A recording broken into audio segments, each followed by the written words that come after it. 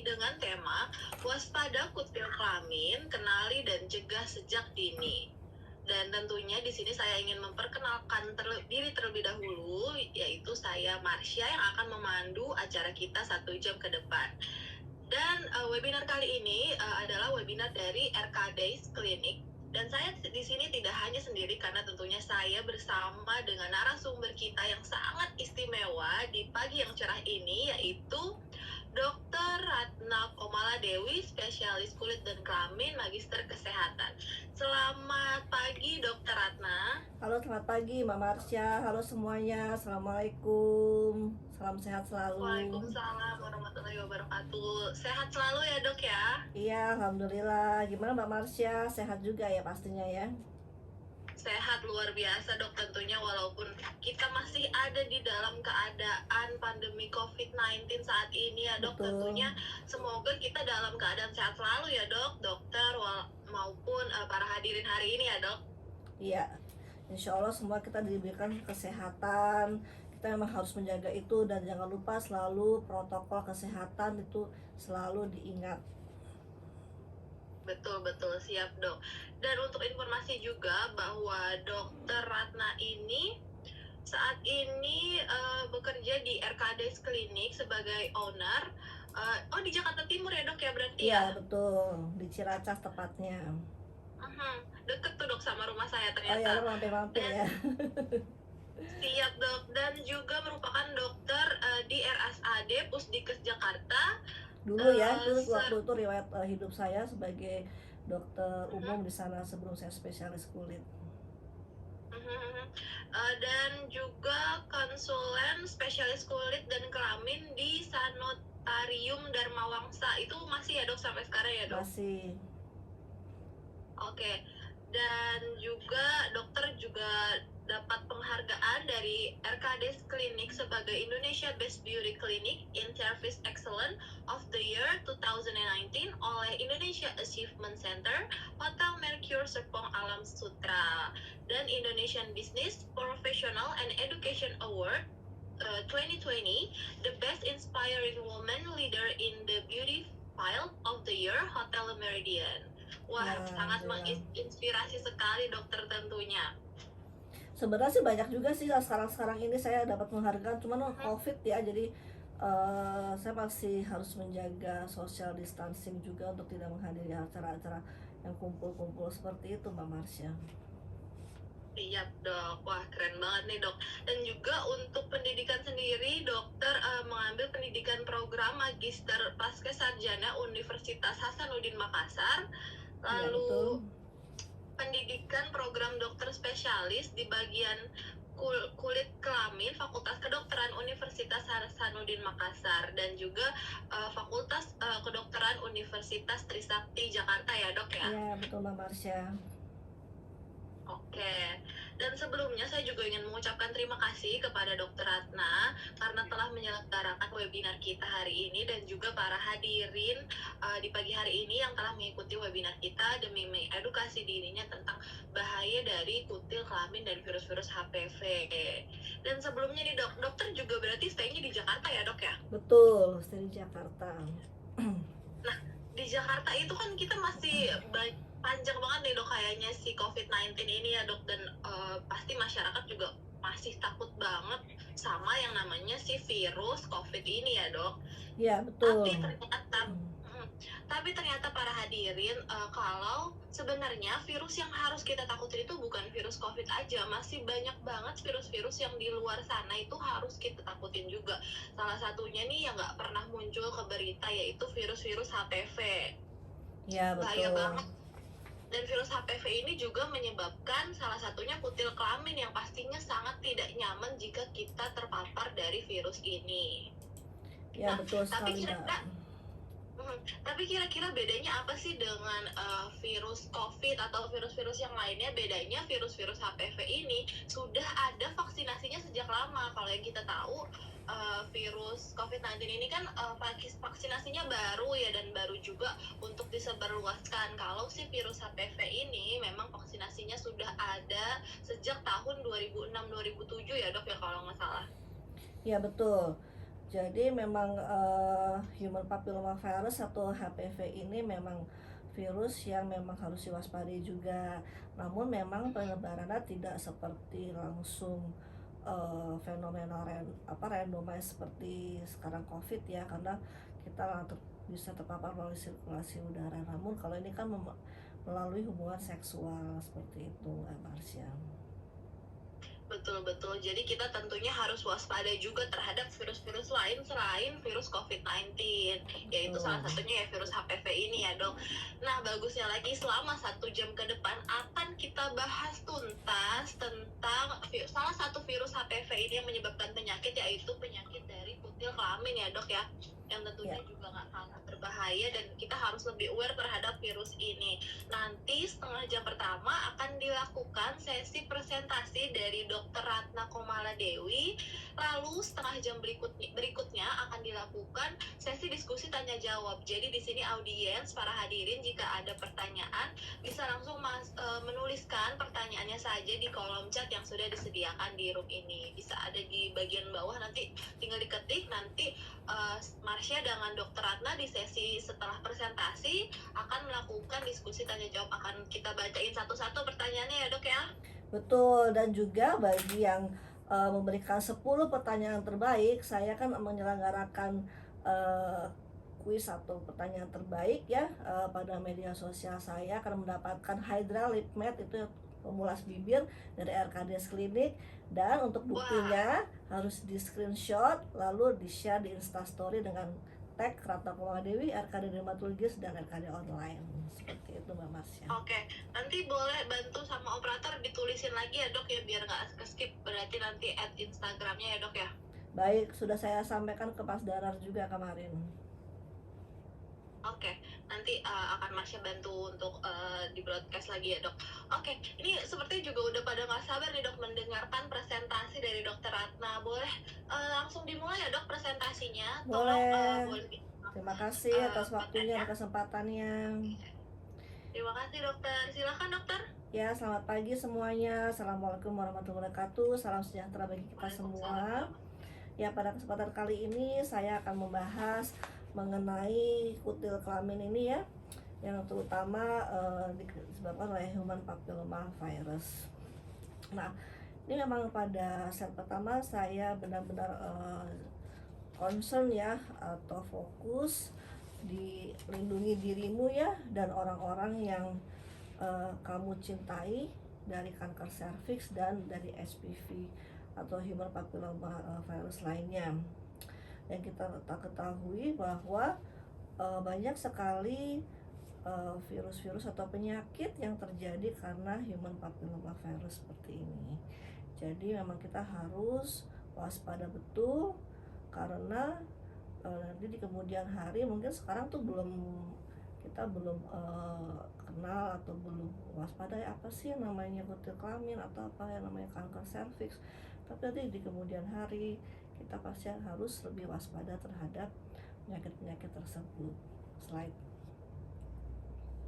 Nah, kita harus mengetahui seberapa bahayanyakah human papilloma virus tersebut ya, karena human papilloma virus itu juga sangat beresiko tinggi ya, dapat menyebabkan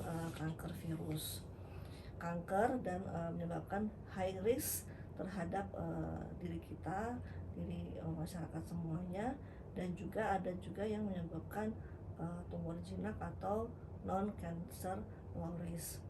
Nah, kita bisa telaah lebih jauh karena ini yang harus kita waspadai betul-betul. Banyak orang memang sudah mengetahui virus-virus itu menyerang terutama pada wanita, khususnya yang maaf ya, gonta-ganti pasangan atau yang pekerjaannya sebagai PSK gitu ya. Namun ini juga maka harus diwaspadai juga pada laki-laki juga gitu, karena laki-laki itu sebagai user ya atau pengguna juga gitu ya, yang juga dapat beresiko tinggi terhadap kanker yang disebabkan oleh human papilloma virus ini. Nah, kita telah lebih lanjut, jadi tipe HPV atau HPV yang dengan resiko tinggi menyebabkan kanker itu adalah yang tipe 16 dan 18 ya. Jadi dia dapat beresiko sebagai kanker serviks ya, dapat menyebabkan renal cancer atau yang lainnya. Itu yang dapat menyebabkan kanker.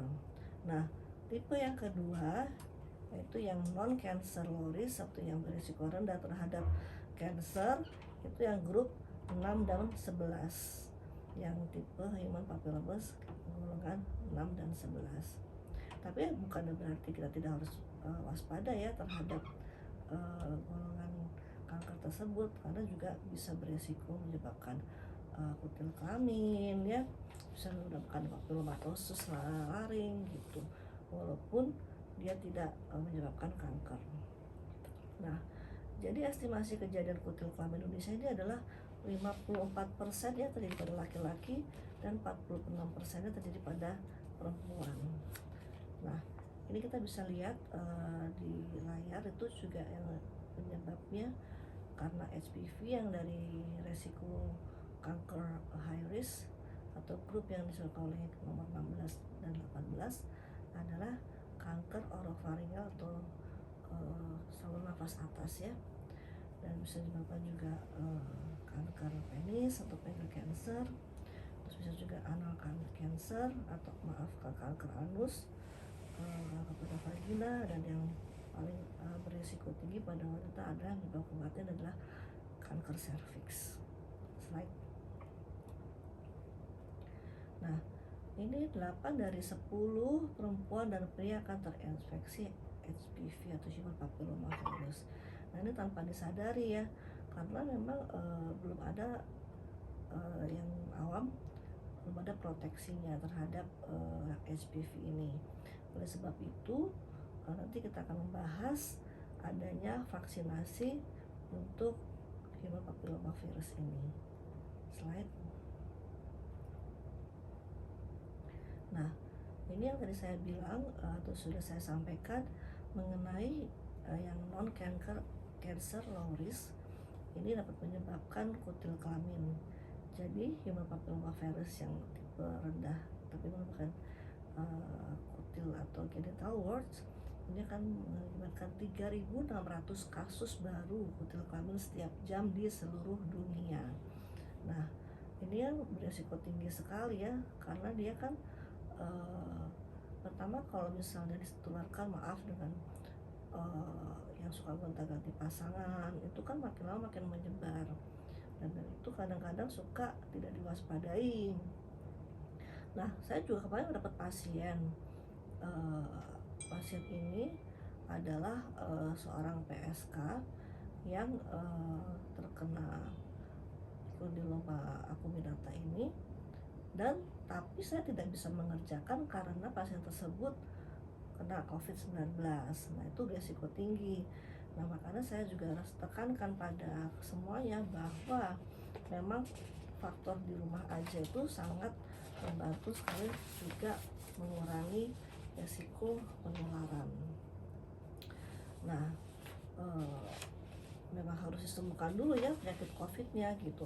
Untuk tindakan-tindakan pada kutil kelamin atau apapun di klinik saya atau di rumah sakit, saya selalu swab antigen test dulu. Jadi kita harus screening untuk mengetahui apakah pasien tersebut terinfeksi COVID-19 atau tidak. Bila mana terjadi infeksi COVID-19 ya saya tidak akan melakukan tindakan. Nanti kan sekarang ini makin berisiko, udah kita lihat pandemi COVID-19 seperti ini dan banyaknya kasus marak seperti ini, memang harus dipending gitu pengerjaan kasus-kasus kutil kelamin pada pasien-pasien yang menderita COVID-19. Kita harus sembuhkan dulu COVID-19-nya, baru kita tuntaskan di penyakit kutil kelamin tersebut. Slide. Nah, yang kita tadi sudah informasikan bahwa kutil kelamin itu atau kondiloma acuminata nama medisnya, atau ada juga bentuk yang lain yang lebih flatulent ya, kondiloma lata. Itu kutil kelamin yang dapat didiagnosa atau kita dapat melihat langsung ya, dengan langsung kita bisa mungkin pasien tersebut bisa langsung meraba gitu ya, langsung melihat "Dok, kalau ke tempat klinik saya atau ke rumah sakit ini kok saya ada seperti benjolan gitu ya, atau ada, kutil-kutil di daerah kelamin saya atau kemaluan saya," gitu. Ya setelah diperiksa ya pasti itu kutil kelamin. Memang bahasa awamnya yang khas adalah kutil kelamin. Nah, dan itu memang harus kita kerjakan dengan, tindakan, tertentu ya. Kalau di klinik itu bisa dengan laser dan electrocauter. Tapi ada juga beberapa, bisa tindakan kalau masih, golongan yang belum penyebaran luas, bisa juga dengan, cairan tertentu. Tapi kalau saya sendiri prefer untuk mengerjakannya dengan menggunakan electrocauter atau dengan bedah listrik. Nah, namun kan memang itu solusi setelah, terjadinya kutil kelamin. Namun kalau misalnya kita cegah kenapa tidak gitu kan.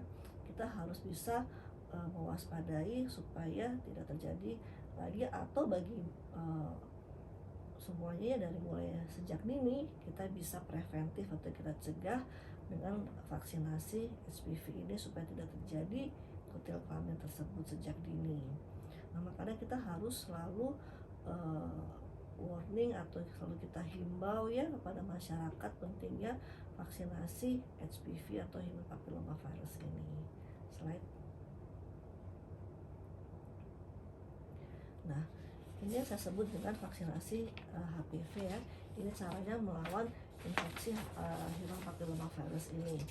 Jadi sekarang ini memang sudah, ditemukan vaksin yang mampu mencegah dari penularan, human papilloma virus ini tipe 6, 11, 16, dan 18. Malah yang terbaru yang saya baca, tapi mungkin belum masuk ke Indonesia ya, tapi alhamdulillah di luar negeri sudah ada, di sana, untuk jenis, human papilloma virus yang tipe 6, 11, 16, 18, dan ditambah 31, 33, 45, 52, dan 58. Alhamdulillah sudah ada. Tinggal kita tunggu, masuknya ke Indonesia. Nah itu, sangat bermanfaat sekali ya di dunia medis ini, dengan adanya vaksinasi tersebut. Saya pun juga, sudah menggunakannya ya dengan dosis, 3 kali untuk menggunakan, vaksinasi HPV ini. Nah, memang kadang-kadang dipikirnya tuh hanya perempuan saja yang menggunakan vaksinasi ini, padahal laki-laki pun juga harus juga menggunakan, karena tidak untuk kemungkinan tuh banyak sekali yang tadi saya sudah sampaikan bahwa 54% itu kutil kelamin atau Condylium acuminata itu, menyerang pada laki-laki. Namun kadang-kadang laki-laki itu suka, tidak concern ya, atau kadang-kadang suka diobatin sendiri, kadang-kadang banyak yang dengan, kapur barus atau apalah gitu ya, mereka inisiatif dengan pakai bawang merah atau apa gitu.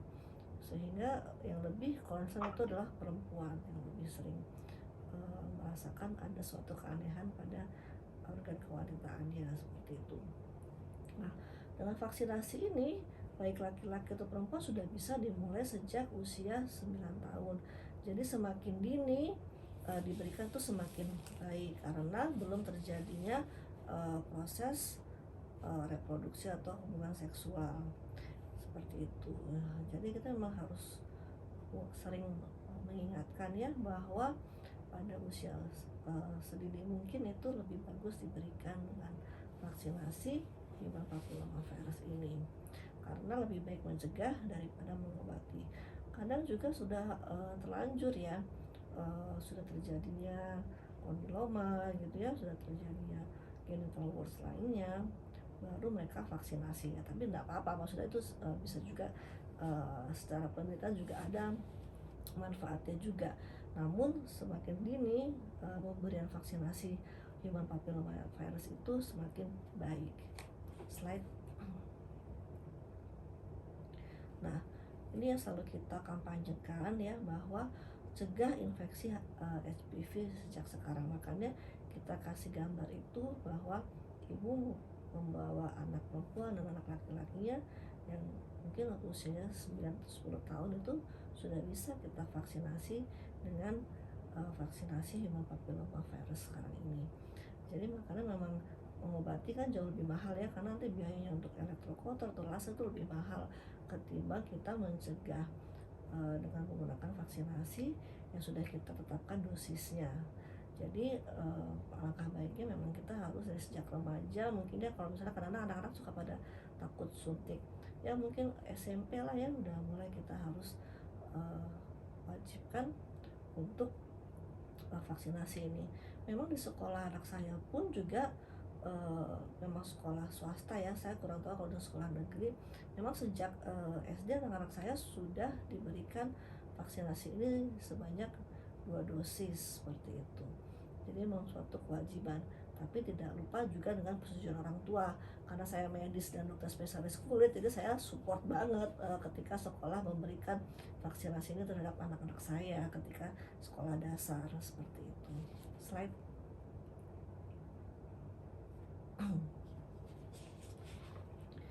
Nah, itulah akhirnya paparan saya mengenai HPV ya secara detail, human papillomavirus, dan vaksinasi HPV atau human papillomavirus tersebut.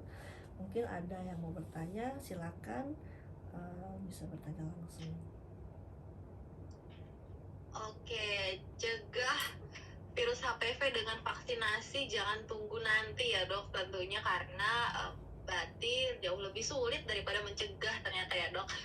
Betul. Oke, sebelumnya kasih Dokter Ratna atas presentasinya yang luar biasa mengedukasi kita semua pada hari ini di webinar ini, dan terima kasih juga sekali lagi untuk pemaparannya yang luar biasa. Dan ini udah saatnya masuk ke sesi diskusi tanya jawab berarti ya dok ya? Iya, silahkan. Oke, dan di sini saya ingin menginfokan kembali bahwa peserta bisa langsung menuliskan saja pertanyaan-pertanyaannya di kolom chat yang telah disediakan. Nih sekarang banget nih kita bakal bahas satu persatu pertanyaannya ya dok ya? Iya, monggo silahkan. Saya sambil minum dulu ya. Tapi sebelumnya Masnya juga boleh nanya nih dok, Masnya tadi kepikiran nih dok, kan ternyata kasusnya banyak banget di Indonesia, tadi kalau nggak salah Masnya lihat 3.600 kasus baru setiap jamnya di Indonesia itu dok ya? Betul.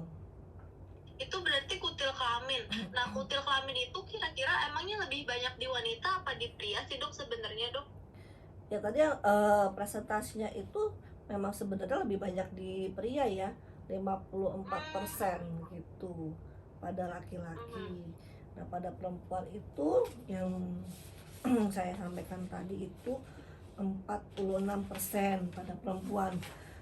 Namun itu ya memang pada laki-laki kadang-kadang suka tidak concern gitu, atau tidak menyadari, kadang-kadang sepele gitu ya, dipikir kutil biasa gitu. Nah ketika ke saya sudah banyak gitu, dan itu lebih susah gitu, lebih mahal juga biaya, karena semakin banyak yang saya tindakan itu semakin mahal seperti itu Mbak Marsya.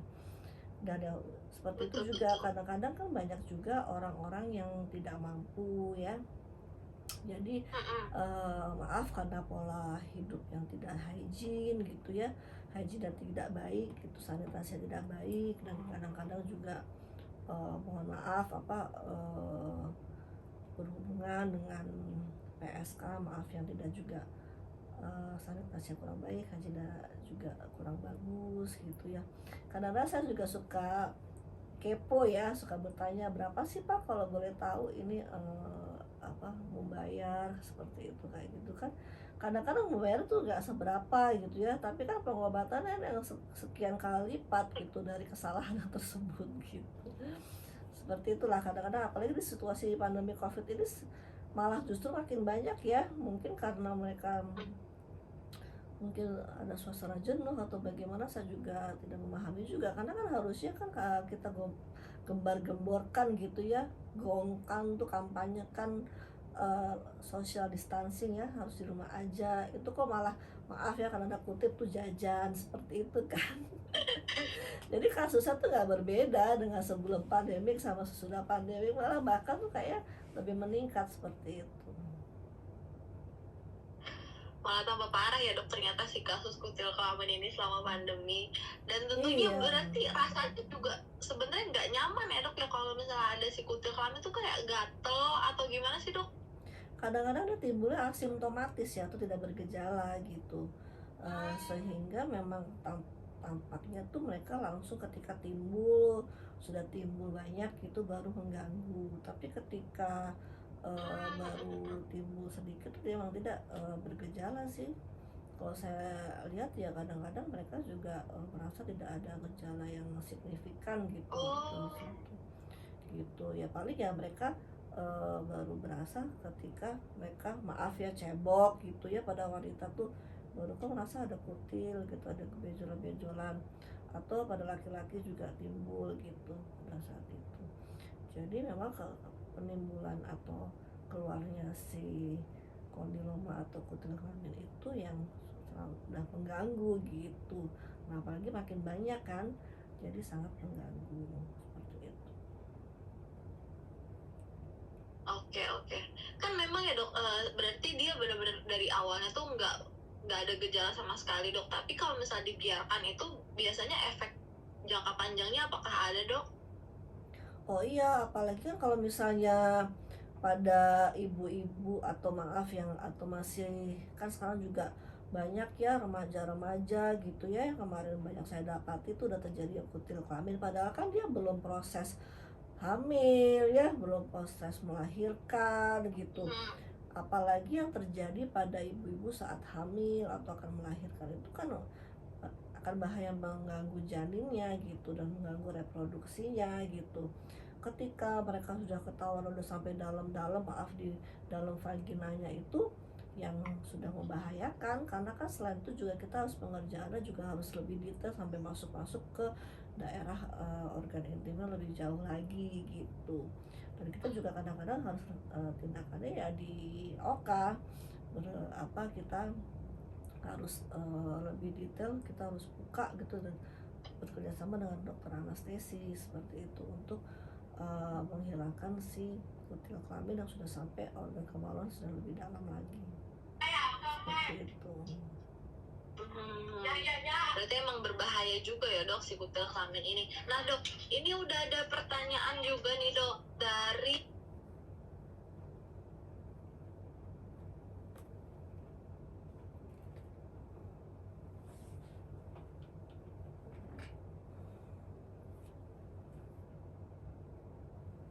Dari siapa Mbak Marsha? Sudah ada? halo, Ya, tadi nggak kedengeran ya dok ya? nggak kedengeran. Oke, nih dok ada pertanyaan masuk dok dari Vincentia Meli dok. Selamat pagi dokter, saya izin bertanya untuk kutil kelamin pada vagina yang muncul tiba-tiba itu tanpa hubungan seksual itu apakah karena infeksi HPV juga dok? Terima kasih dokter. Jadi yang bertanya itu tidak melakukan hubungan seksual tapi terjadi HPV atau bagaimana maksudnya tadi? Tiba-tiba iya tanpa tanpa hubungan seksual, jadi tiba-tiba ada kutil kelamin pada vagina dok. Iya, yang pasti ini kan timbul karena faktor hubungan seksual yang paling utamanya. Namun tidak menutup kemungkinan gitu bahwa bisa terjadi tanpa hubungan seksual bila mana menggunakan alat atau barang-barang secara bersamaan. Misalnya menggunakan pisau cukur gitu ya, atau misal toilet yang bekas duduk dari pengguna toilet umum ya, yang menggunakan mungkin bekas yang terdapatnya kutil kelamin itu bisa terjadi, tapi itu memang sangat kecil sekali. Memang yang paling besar faktor resikonya adalah ketika berhubungan seksual. Jadi saya selalu bertanya kepada pasien-pasien, bila misalnya ibunya atau bapaknya itu pasti saya tanyakan apakah pasangannya juga menderita penyakit yang sama seperti itu. Gitu Mbak Marsha. Wah, baik-baik dok.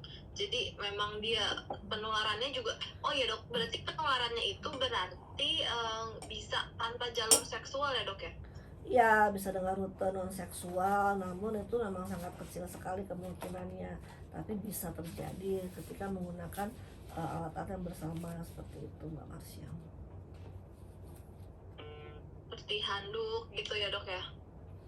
Ya, handuk bekas pakai, tapi kan kadang Ya yang sering sih pisau cukur ya, pisau cukur, toilet itu bekas toilet, dudukan toilet, seat toiletnya itu gitu, yang sering dapat menyebabkan terjadinya HPV terutama pada kondiloma acuminata seperti itu. Kira-kira virusnya itu dok bermutasinya tuh kayak misalnya dia menempel nih dok di handuk, itu kira-kira ada jangka waktunya hilangnya kapan gitu nggak sih dok? Apa biar kita kayak mengantisipasinya tuh gimana dok? Oh iya, memang kan kalau sudah apa, sudah lama juga akan mati sendiri sih virusnya, udah terkena sirkulasi udara seperti itu ya, karena kan memang ada suhu tertentu yang mereka bisa hidup gitu. Nah, ada juga bisa yang bermutasi di lantai, makanya kita harus sering-sering membersihkan lantai dengan disinfektan, cairan-cairan yang itu gitu yang mematikan. Karena juga ada beberapa jenis yang ini tidak mudah mati dengan disinfektan, juga ada beberapa virus seperti itu gitu. Makanya kita dengan situasi pandemi COVID ini harusnya kita lebih ini ya, hygiene lebih bagus, sehingga virus-virus itu, virus manapun lah ya, mudah ini, mudah mati dengan kita seringnya mencuci tangan ya, dengan menggunakan hand sanitizer seperti itu. Karena dengan jari-jari tangan itu juga bisa, misalnya dengan mungkin ada seorang pasangannya yang maaf mungkin belum menikah atau masih pacaran kan, zaman sekarang memang harus diwaspadai ya juga dengan pergaulan bebas seperti itu, dengan tindakan petting atau dengan mengunci jari tangan itu bisa menyebabkan juga terjadinya kondiloma acuminata tanpa proses seksual seperti itu, dengan hubungan seksual. Baik baik dok, terima kasih penjelasannya ya dok. Ini ada pertanyaan lagi nih dok Sama-sama. dari Abi dok. Pagi dokter, mau bertanya, jika kita terpapar virus HPV, apakah dapat di tracing asal virusnya dok? Iya betul, tadi seperti saya tadi sampaikan ya, ketika sudah berkeluarga atau sudah berpasang-pasangan itu memang saya selalu tanyakan gitu, misalnya ada wanita datang gitu dengan kondisi adanya kondiloma acuminata. Jadi saya harus tanyakan juga suaminya gitu, apakah ada kondisi yang sama gitu, kita periksa juga gitu. Dan dua-duanya harus disembuhkan ya, si ibu dan udah ditindakan dan suami juga harus tindakan, karena nanti kalau misalnya masih ada salah satu ya tadi pingpong gitu kan, si ibunya Sama sudah juga bohong ya sembuh, dok ya. iya si suaminya belum sadar, saya langsung sarankan untuk segera vaksinasi seperti itu dengan menggunakan vaksin Oke, HPV seperti itu Mbak baik Marsya. baik. Siap-siap dok. Dan berarti cara penyembuhannya itu gimana aja tuh dok? Apakah kalau misalnya divaksinasi, kan kita ada vaksinasi ya dok, itu Iya, harus sembuh dulu atau bisa saat kita masih terpapar si kutil kelamin ini bisa langsung vaksinasi dok? bisa dua-duanya, tapi kita fokus ke sembuhkan dulu ya, kita matikan dulu rantainya kan, kita sembuhkan dulu baru kita vaksinasi kemudian seperti itu. Kadang-kadang kan juga biaya juga ya, mungkin ada orang kan yang mau disembuhin dulu deh dong, dia mengganggu sekali gitu ya. Itu kan juga biayanya kan tidak murah, apalagi dengan sekarang harus kita swab antigen dulu ya sebagai salah satu syarat untuk tindakan tersebut gitu. Lalu kita baru kalau sudah negatif baru kita masuk ke tindakan elektrocutter seperti itu atau kita laser. Nah, itu kan proses dengan biaya, apalagi nanti kalau misalnya divaksinasi lagi memang perlu biaya juga seperti itu. Jadi memang step by step ya untuk tahapannya gitu, tapi biasanya sih saya sembuhkan dulu atau saya tindakan dulu baru saya masuk ke vaksinasi gitu Mbak Marsya. Betul betul dok. Nah, penyembuhannya itu apakah caranya di laser atau di gimana dok kira-kira? Berarti si kutil kelamin ini bisa sembuh seterusnya ya dok ya? Bisa yang penting kedepannya itu si pasangan itu ya insaf, atau dalam arti kata tidak berhubungan dengan yang lainnya, dengan pasangannya. Kalau satu pasangan kan tidak akan terjadi seperti itu bila mana pasangannya juga sudah disembuhkan seperti itu. gitu. Jadi memang kalau sudah di elektrocutter ya caranya untuk bedah listrik Oh, cara penyembuhan. ya, terus dengan laser seperti itu, insya Hmm, Allah sih sembuh total, udah bersih, udah ini. Dan kita juga berikan juga asupan juga antivirus seperti itu kan, untuk daya tahan tubuh juga seperti itu, sehingga benar-benar tuntas pengobatannya. Nah, setelah itu kita baru masuk ke tahapan vaksinasi gitu. oke, baik-baik dok. Nah, dok, ada pertanyaan lagi yang masuk nih dok. Apakah jika kita sudah vaksin HPV masih bisa terkena virus-virus HPV lain dok, seperti kutil kelamin, kanker serviks, seperti itu dok? Oh, tadi saya sudah tegaskan tadi di awal bahwa vaksinasi yang bagus itu ada yang kuadrivalen. Jadi yang sudah bisa ya sekarang ini sudah ada di Indonesia ya, yang bisa mencegah dari vaksin dari HPV virus yang tipe 6, 11, 16, 18. Jadi itu sudah mencakup semuanya gitu. Nah, apalagi sudah ada yang terbaru lagi dengan lebih lengkap lagi. Jadi udah ada 9 strain atau tipe virus yang sudah bisa dicegah. Jadi yang terbaru itu udah bisa mencegah dari HPV tipe 6, 11, 16, 18, terus yang terbaru lah 31, 33, 45, 52, 58 gitu Mbak Marsya. Jadi sudah mencakup ke semuanya gitu untuk pencegahan semuanya. Oke, oke. Tapi Nah juga dok, jangan habis vaksin juga gaya hidupnya tidak ini ya, bablas balik lagi juga ya dok. seperti itu.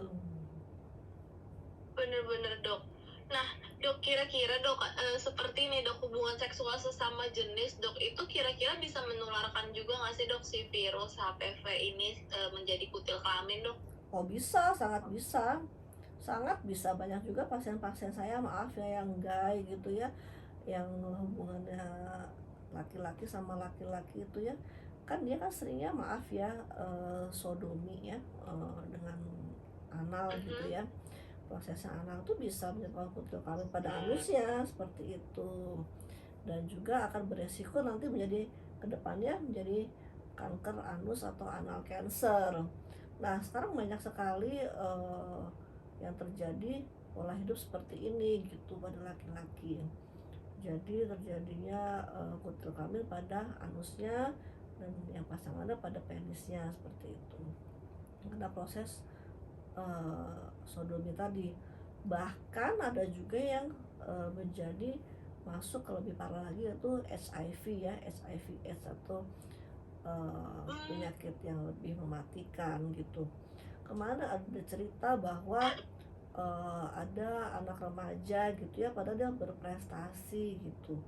Dia hanya iseng-iseng aja diajakin teman-temannya gitu ya, pesta tanda kutip pesta seks gitu dengan sesama jenis seperti itu. Yang namanya anak-anak remaja masih keponya tingkat tinggi kan, maksudnya masih kepingin tahu apa sih pesta seks sesama jenis seperti apa gitu.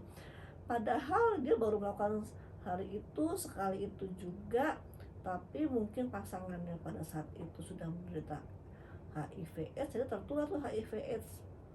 Dan dalam beberapa bulan kalau nggak salah ya, makin berburukan, makin parah, dan akhirnya si anak itu meninggal gitu.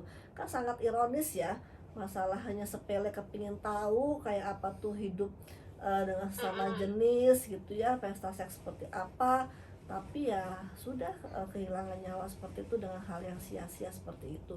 Nah, makanya kita harus selalu gembar-gemborkan atau kampanyekan bahwa hiduplah yang sehat mana seperti apa adanya, kita dianugerahkan oleh yang maha kuasa seperti ini, ya sudah gitu, jangan yang aneh-aneh lah gitu, karena resiko-resiko yang terjadi itu sangat banyak gitu dengan keanehan atau pola hidup yang tidak benar seperti itu.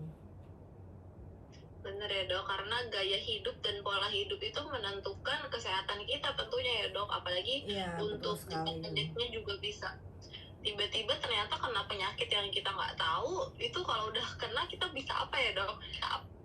Nah, kalau sekarang ini kan kita pandemi COVID-19, kita boleh lah kalau misalnya mau berpasang-pasangan, kita misalnya periksa swab antigen dulu, kamu COVID nggak, gini kan. Tapi kalau sekarang kan kita nggak bisa tahu itu si orang itu ada penyakit apanya kan, dengan penyakit sama papilomavirus itu kan lebih internal gitu. Jadi kan lebih membahayakan Iya. gitu ya, tanpa kita sadari gitu kan. Kalau sekarang pandemi COVID masih banyak kita pencegahannya, sekarang kan kita udah banyak sekali ilmu pengetahuan baru mengenai pencegahan pandemi COVID-19 ini gitu kan, cara kita sosialisasikan juga gitu kan.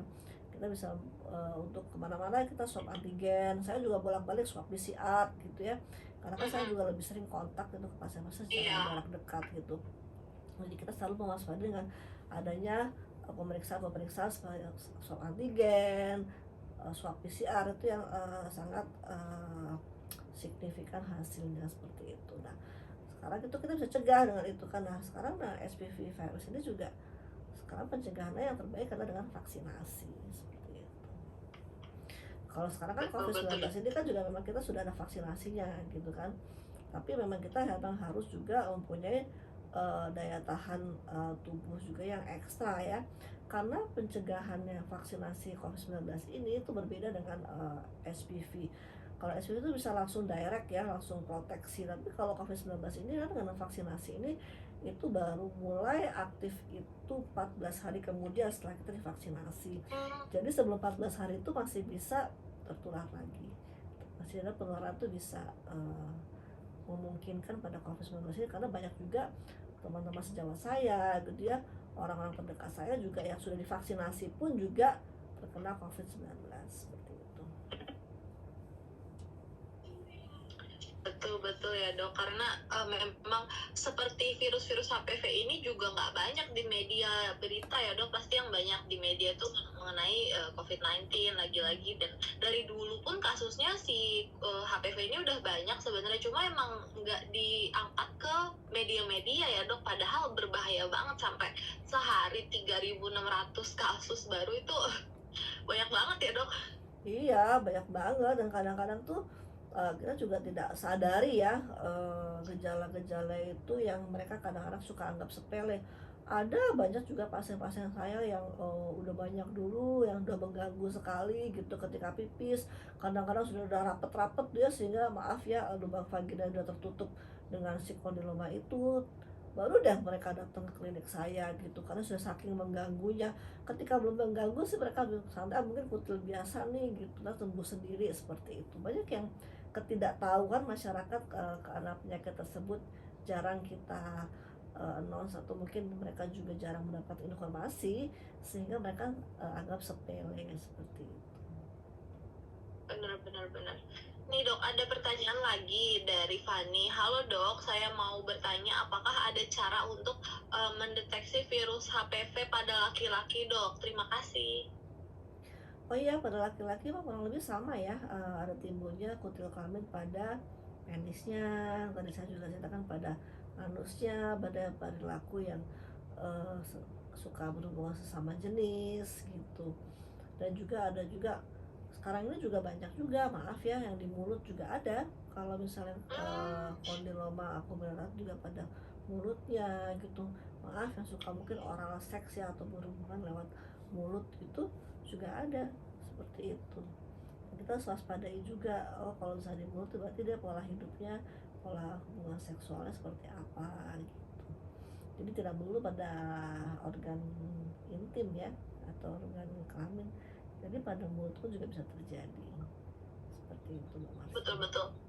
Dan memang si kutil kelamin ini sangat jauh berbeda dengan kutil biasa ya dok ya. Kira-kira ada nggak sih perbedaan dari bentuknya gitu dok, biar pada aware nih kalau kutil kelamin tuh kayak gimana, lebih ke kutil biasa kan biasanya cuma titik-titik gitu ya dok ya. Hitam ya, boleh tadi slide-nya dipasang lagi mungkin supaya lebih jelas.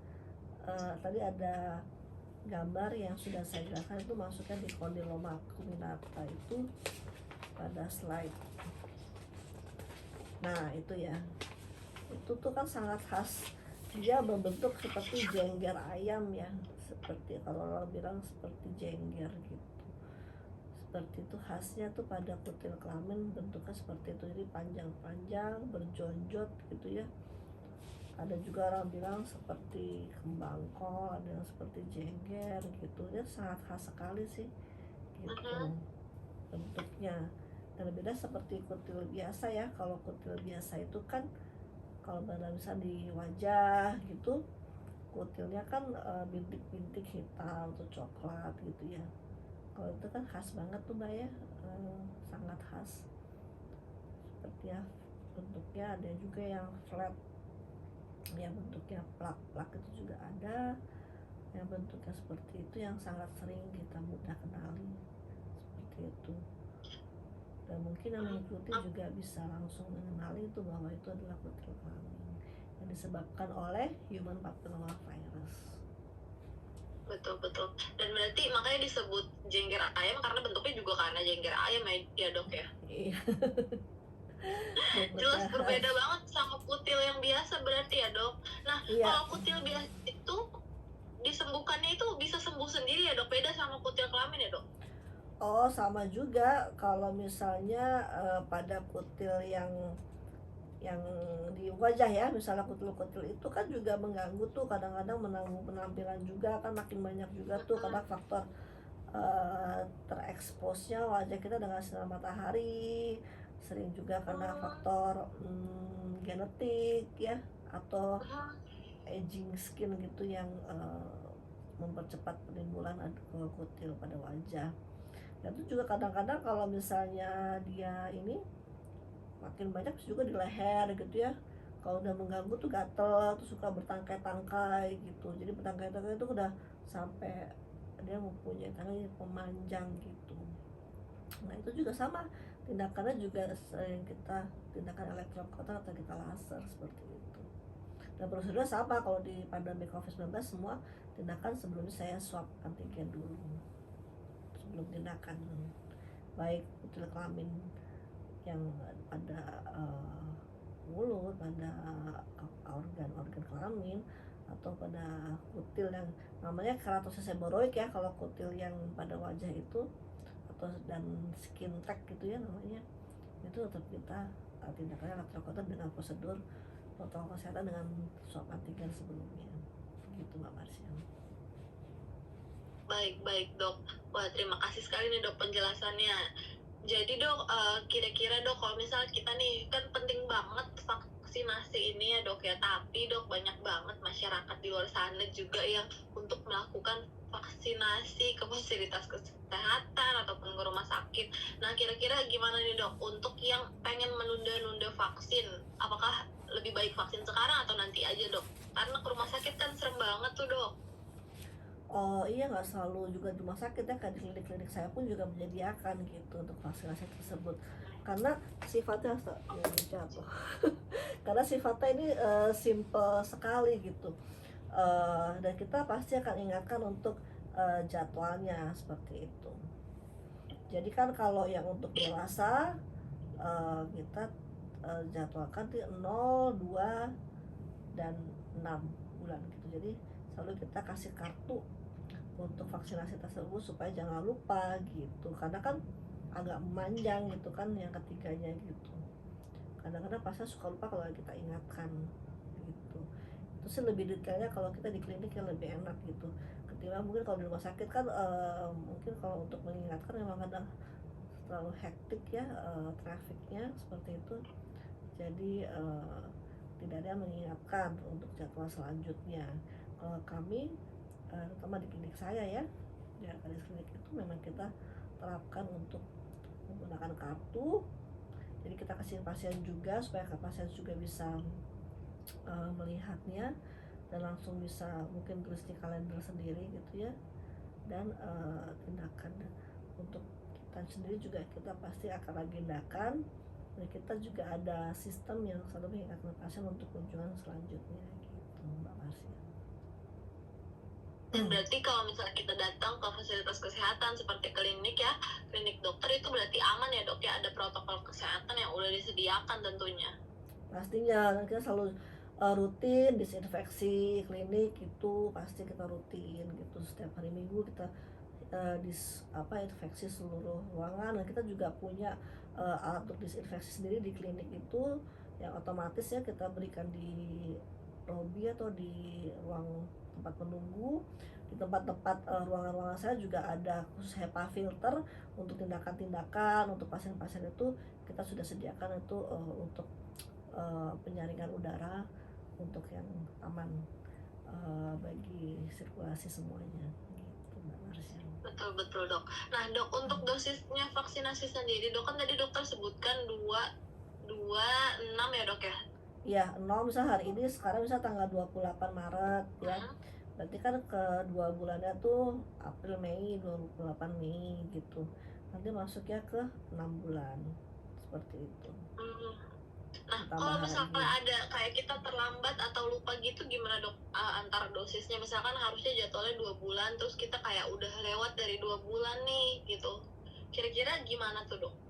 Ya kalau plus minus aja sih nggak masalah ya, kecuali kalau jauh banget gitu. Tapi pasti kita ingatkan sih Mbak, jangan sampai kelupaan gitu.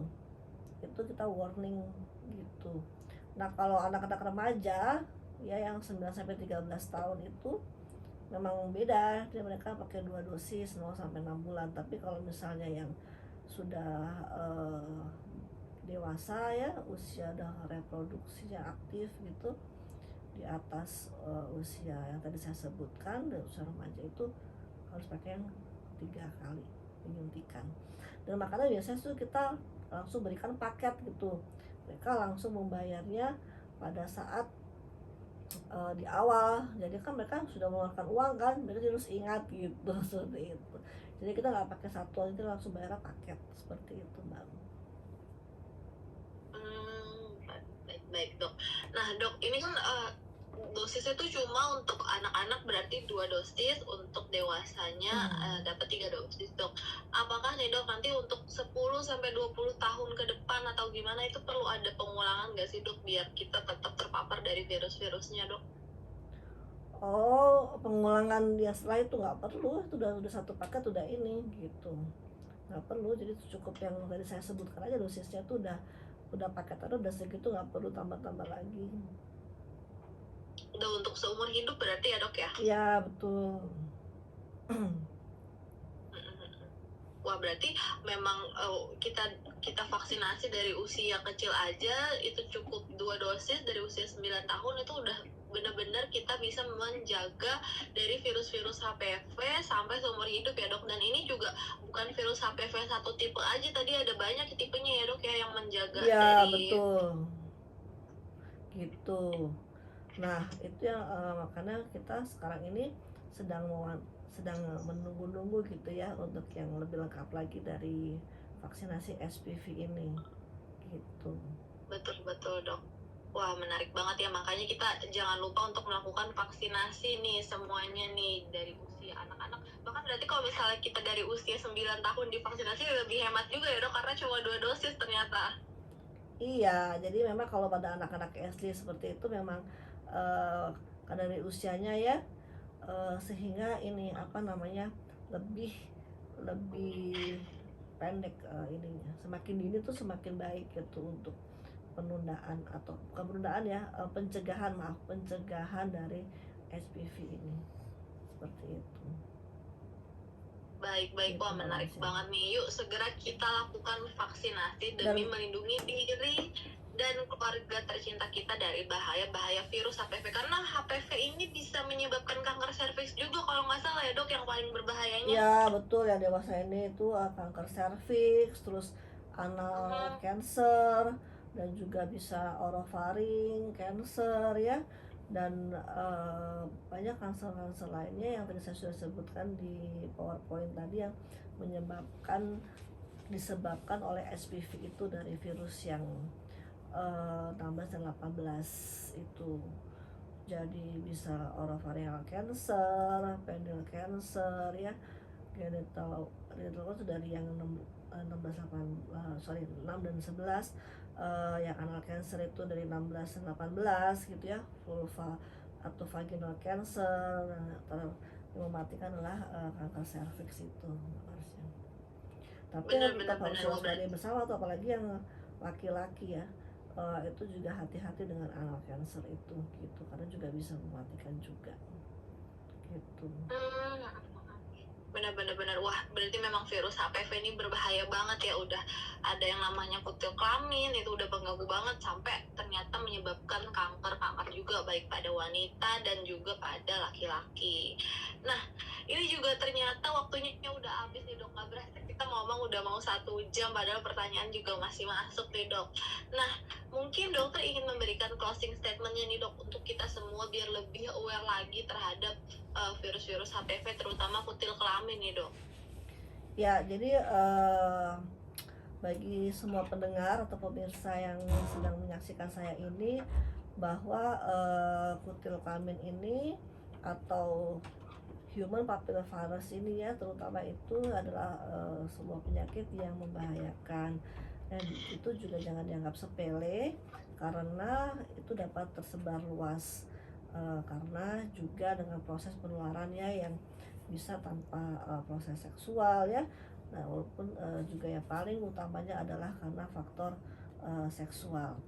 Nah, dan kita sekarang lagi pandemi COVID-19 ini, alangkah mengikuti protokol kesehatan yaitu dengan social distancing ya, tuh menjaga jaga jarak itu penting banget ya, apalagi juga jangan maaf dengan tanda kutip ya, jangan jajan seperti itu, karena memang faktor di rumah aja itu adalah salah satu yang menekan semua virus yang ada di permukaan dunia ini gitu. Tidak hanya virus COVID-19, HPV virus pun juga tertekan karena social distancing itu, atau kita menerapkan di rumah aja. Di saat weekend seperti ini, saat itu juga beristirahat dengan keluarga di rumah aja. Mungkin yang tadinya masih seperti saya sih memang nggak bisa work from home ya, saya selalu masuk seperti kerja gitu ya, harus selalu datang ke rumah sakit gitu. Nah mungkin yang work from office atau work from home, tetap kita harus selalu bersama keluarga gitu ya, untuk jangan malah dengan jajan tanda kutip, dengan berbagi dengan sama yang lain. Nah, dan juga harus kita mempunyai pola hidup yang sehat juga, yang menjaga imunitas tubuh kita dengan konsumsi asupan-asupan atau vitamin-vitamin yang sangat mendukung untuk imunitas kita, karena virus pun juga akan tidak datang jika kita pola hidupnya baik. Nah, terutama adalah faktor kebersihan, makanya kita selalu rajin mencuci tangan dengan menggunakan hand sanitizer. Itu memang pola hidup yang sangat baik sekali ya untuk mencegah virus apapun gitu Mbak Marsya.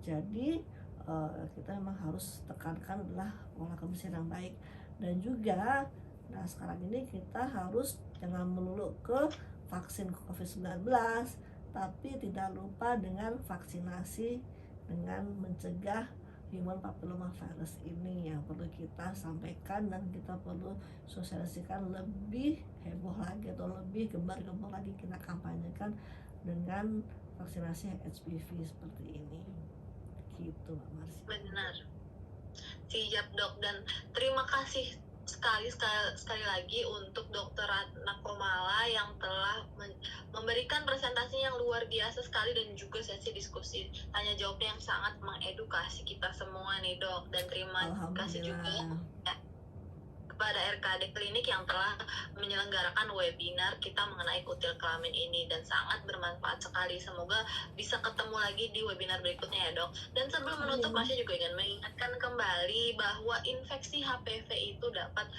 menyebabkan berbagai penyakit yang sangat berbahaya. Salah satunya juga yaitu kutil kelamin, karena setiap harinya sendiri terjadi 3.600 kasus baru di dunia. Selain itu, infeksi HPV ini dan kutil kelamin bisa menyerang siapa saja, baik pria ataupun wanita. Untuk itu pentingnya vaksinasi demi melindungi diri dan keluarga serta orang-orang tercinta kita dari bahaya-bahaya virus HPV, karena virus HPV juga ternyata menyebabkan berbagai jenis kanker.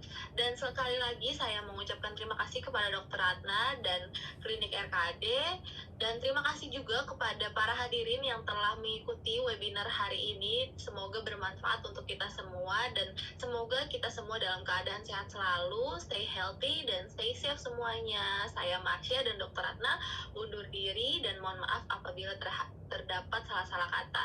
Selamat siang semuanya. Terima kasih semuanya. Sama-sama Mbak Marsha. Assalamualaikum. Waalaikumsalam Happy warahmatullahi wabarakatuh. weekend. Selamat berhari Minggu. Happy weekend dok. Dokter. Iya, sama-sama.